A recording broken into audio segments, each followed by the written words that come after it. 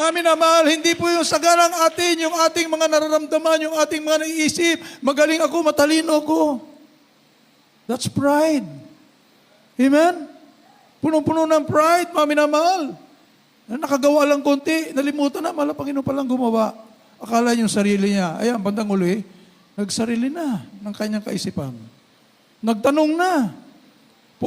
Walang katapusang katanungan. Hindi na makakilos, puro na lang tanong. Amin, hindi na makamove on. Kawawa naman, mami na mahal. And isang reminder din po, mami na mahal, we don't hate them. Amen? We pray for them. At yan po ang turo ng ating beloved parents and all beloved children. Ipanalangin sila. Palapakan po natin ang ating mahal na Panginoon. Manalilis ng landas, nadaya ng kaaway, nagpadaya sa kaaway, ipanalangin, niwag sagutin. Amen? Niwag basahin. Yung kanila, may naglalike pa. Amin na mahal, partaker kayo. Kung anong parusang ibigay ng malaban, talagang paparusahan yan. Bandang uli. We are not happy about it. Hindi po natin gusto yan. Subalit kung ano nga tinanim mo, siya nga aanihin mo. Sabi sa balakasulatan.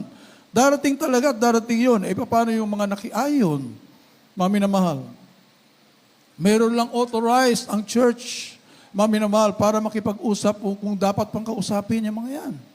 Mami na mahal, dahil matalsikan kayo ng masamang espiritu. Yung mga nagre-rebel sa banal iglesia, mabuti sana kung yan ay nanlalamig lang, hindi nakadalo ng maraming beses, kaya nanlamig na. Ay okay lang, i-follow up yun. Pero kapag lumalaban na sa banal na iglesia, ibang usapan na po yan.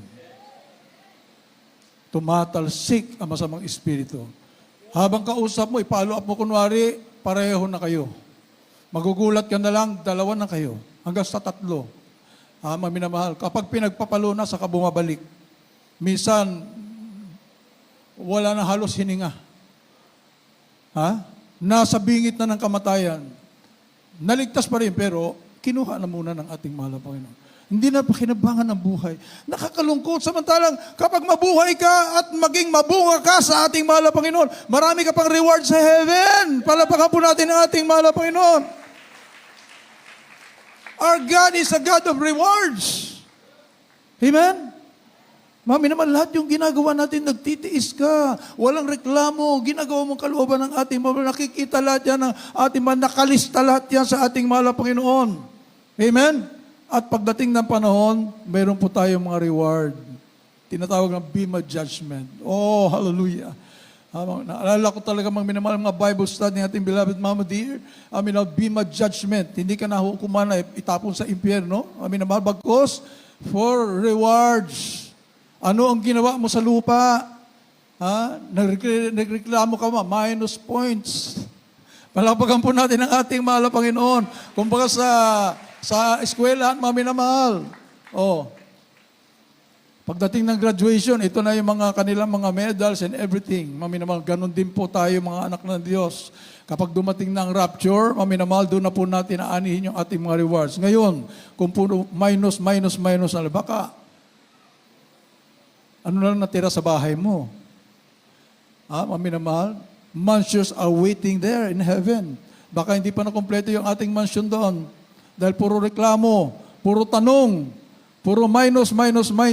Ang nakakatakot kapag yung puro minus naging negative na, baka hindi na makapasa sa langit. Iyan ang nakakatakot, mami na mahal.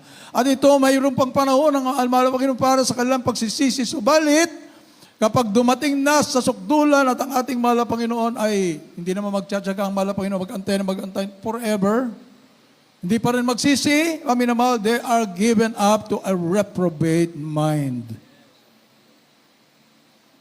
Ibig sabihin, mami na mahal, ang alam nila, lahat ng kanilang ginagawa, tama. Lahat ng kanilang pangakatwiran, tama. Because umalis na ang Holy Spirit. Yan ang nakakatakot. Judgment na ang darating dyan, mami na mahal. Ating basahin, mami na mahal. Kindly po. In the book of Ephesians chapter. What was that?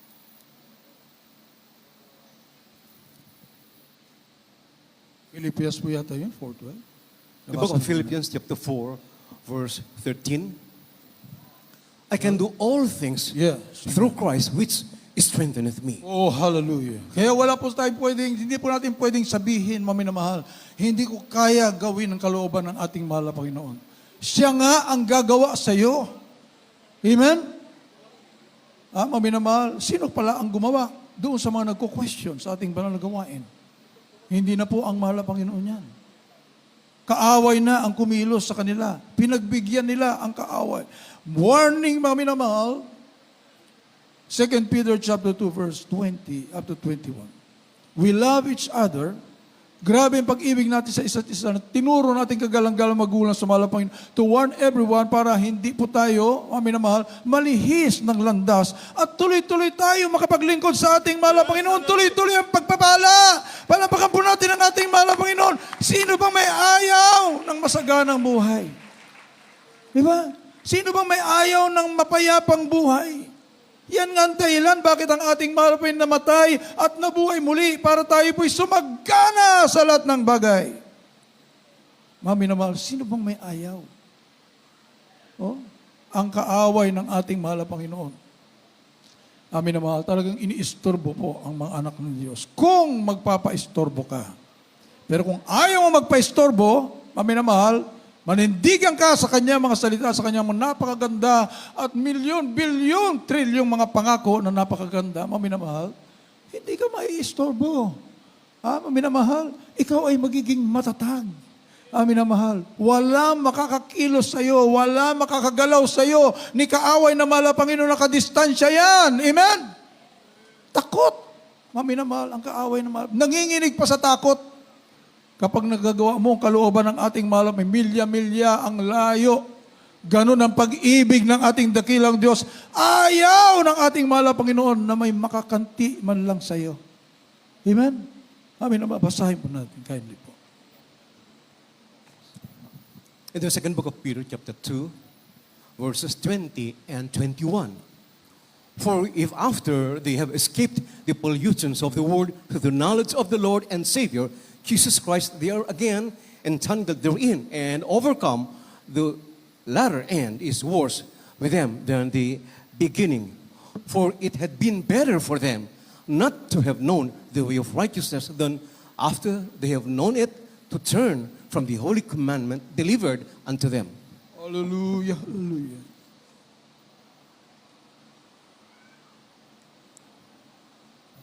Dito po sa ikalawang Pedro Kapitulo 2, versikulo 20 hanggang 21.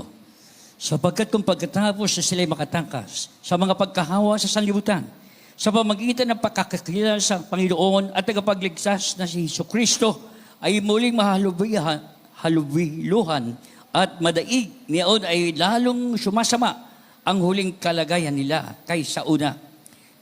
Sapagkat magaling pa sa kanila ang hindi makakakilala sa daan ng katuwiran, kaysa pagkatapos na makilala ito, ay tumalikod sa banal na utos na ibinigay sa kanila. Amen. Alapakan po natin ang ating mahal na Panginoon.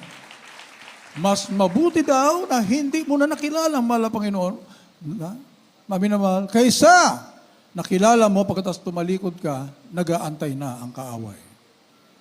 Ay, nakakatakot mga minamahal. Samantalang kung magpatuloy ka lang, mga minamahal, no turning back, walang kaliwat kanan mga minamahal, nalingon, dire-diretso, mga minamahal, ay puro pagpapala yung nasa unahan eh. Pagpapalang spiritual, physical, material na pagpapala, mga minamahal, huwag tayong magpadaya sa kaaway. Palapakan po natin ang ating mahal na Panginoon. Matthew chapter 10, verse 40 up to 41. Kinakapos na po tayong oras, mga minamahal. Matthew 10, 40 up to 41. At sunod po natin sa 2 Chronicles 20:20. The Gospel is in Matthew, chapter 10, verses 40 and 41. He that receiveth you, receiveth me. And he that receiveth me, receiveth him that sent me.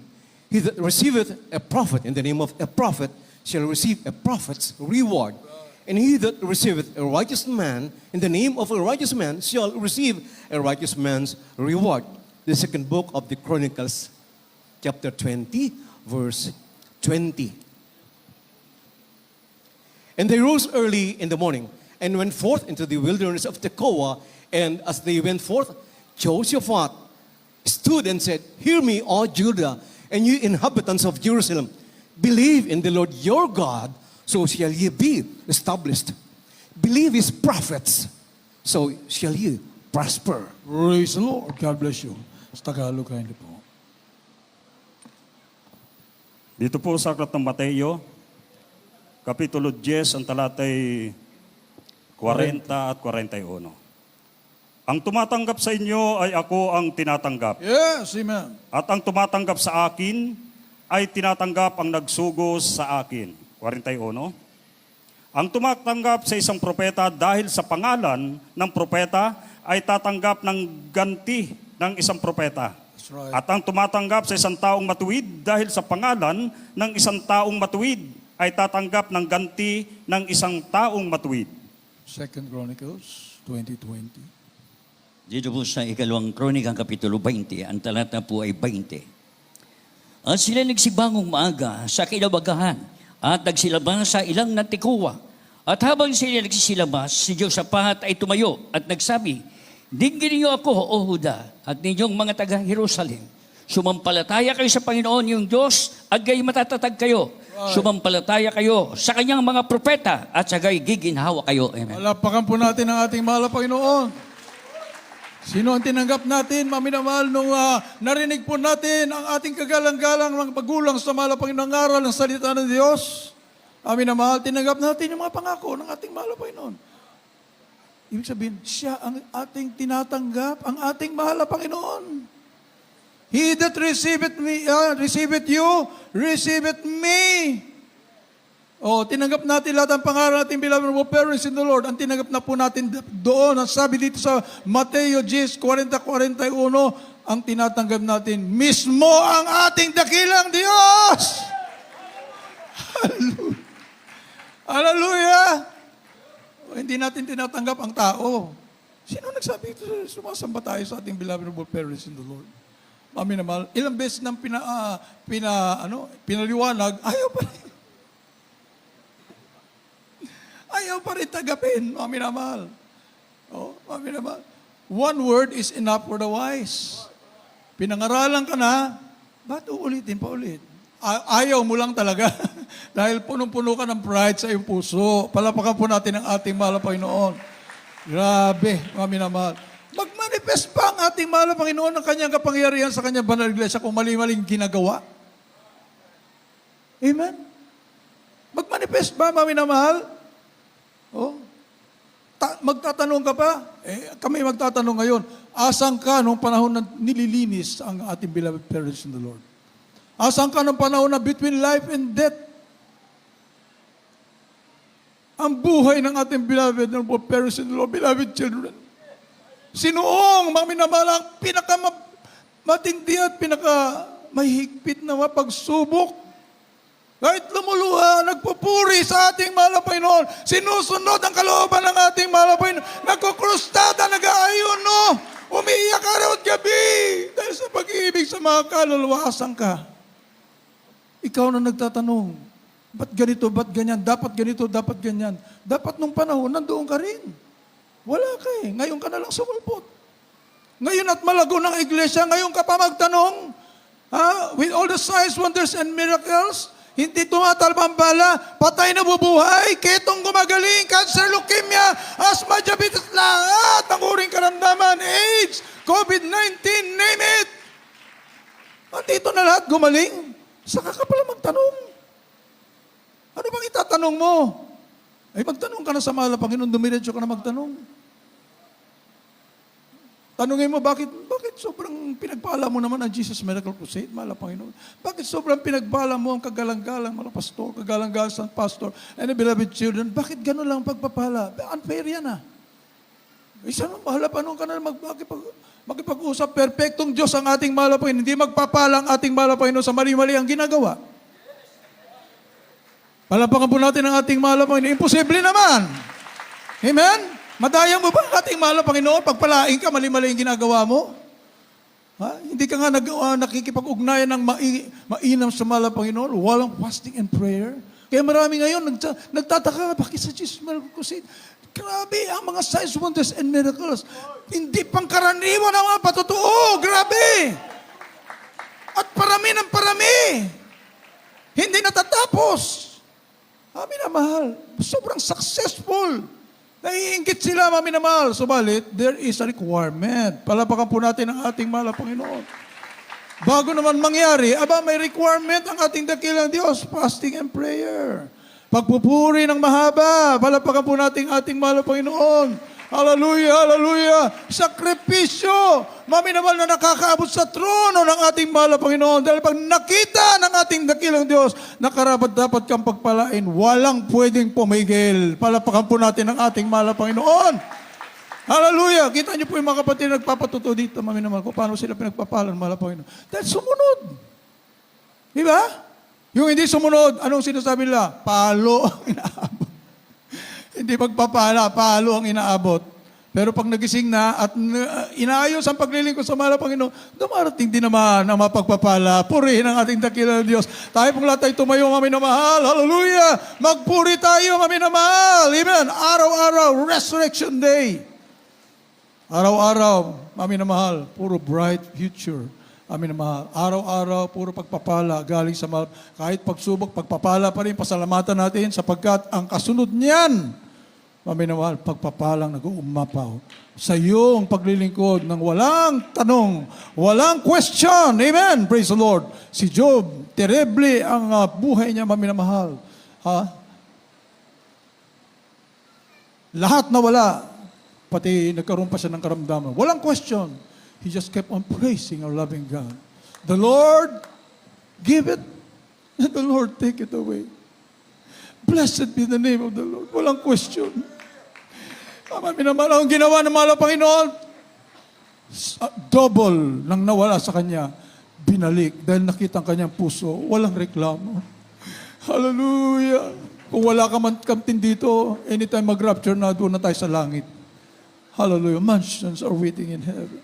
Hallelujah! Habang binibig ko na po ang panahon, hallelujah, sa ating beloved ordained preacher Louis Angeles. Hallelujah! Hallelujah!